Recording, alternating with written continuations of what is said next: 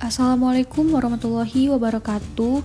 Halo semuanya, perkenalkan saya Salsabila Moldiana dengan NIM 2020202037 dari Prodi Pendidikan Biologi 3, Fakultas Ilmu Tarbiyah dan Keguruan, Universitas Islam Negeri Raden Fatah, Palembang. Kali ini kita akan belajar tentang biologi IPA kelas 7 SMP.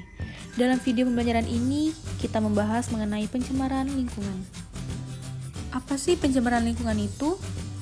Pencemaran lingkungan adalah masuknya atau dimasukkannya makhluk hidup, zat, energi, atau komponen lain ke dalam lingkungan hidup oleh kegiatan manusia, sehingga kualitasnya turun sampai ke tingkat tertentu yang menyebabkan lingkungan hidup tidak dapat berfungsi sesuai dengan peruntukannya. Nah, berikut macam-macam pencemaran lingkungan. Yang pertama, pencemaran air. Yang kedua, pencemaran udara, dan yang ketiga, pencemaran tanah. Nah, coba kalian lihat gambar tersebut. Yang pertama, contoh dari pencemaran air. Yang kedua, pencemaran udara. Dan yang ketiga, contoh dari pencemaran tanah. Untuk pertemuan kali ini, kita membahas tentang pencemaran air terlebih dahulu. Nah, coba apakah yang akan terjadi jika kita kekurangan air di muka bumi ini? Tentu, semua makhluk hidup akan mati karena dehidrasi dan kekurangan nutrisi. Lantas, mengapa air yang kita minum harus air yang bersih? Karena air yang bersih akan memiliki nutrisi yang dibutuhkan tubuh. Dari pertanyaan ini, kita menyinggung tentang pencemaran air. Apa itu pencemaran air? Pencemaran air adalah suatu perubahan keadaan air di suatu tempat akibat aktivitas manusia. Perubahan yang terjadi dapat berupa bau, warna, dan rasa air. Lalu, bagaimana pencemaran tersebut bisa terjadi? Ada beberapa sumber pencemaran air, di antaranya adalah: yang pertama, berasal dari limbah pertanian. Bisa saja berupa pestisida, yaitu zat kimia yang berfungsi untuk membunuh hama, atau bisa juga bahan kimia berupa pupuk-pupuk kimia. Yang kedua, sumber pencemaran air lainnya bisa berasal dari limbah industri yang berasal dari pabrik, atau limbah rumah tangga berupa sampah rumah tangga, deterjen, dan bahan-bahan kimia lainnya yang berasal dari sampah-sampah rumah tangga.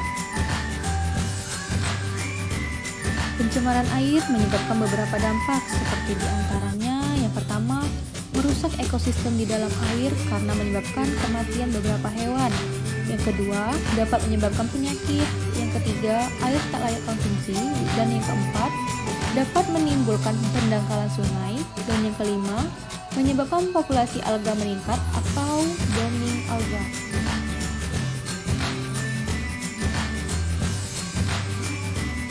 Nah, untuk mencegah pencemaran air, kita bisa melakukan upaya tertentu, seperti yang pertama, tidak membuang sampah ke sungai atau ke laut. Yang kedua, mengurangi penggunaan bahan kimia. Lalu yang ketiga, menghemat air bersih. Yang keempat, mengawasi penggunaan pestisida atau pupuk agar tidak terlalu berlebihan. Yang kelima, mengelola limbah dengan instalasi pengelolaan air limbah atau IPAL. Dan yang keenam, pembuatan kolam stabilisasi limbah. Lalu, cara menangani limbah cair dan padat diharapkan tidak menyebabkan polusi dengan prinsip ekologi yang dikenal dengan istilah 4R, yaitu yang pertama, recycle atau pendaur ulangan. Proses misalnya untuk sampah yang dapat terurai dijadikan kompos.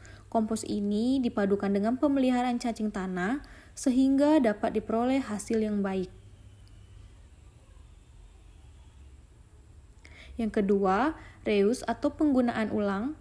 Proses dilakukan untuk sampah yang tidak dapat terurai dan dapat dimanfaatkan ulang. Misalnya, botol bekas sirup dapat digunakan lagi untuk menyimpan air minum.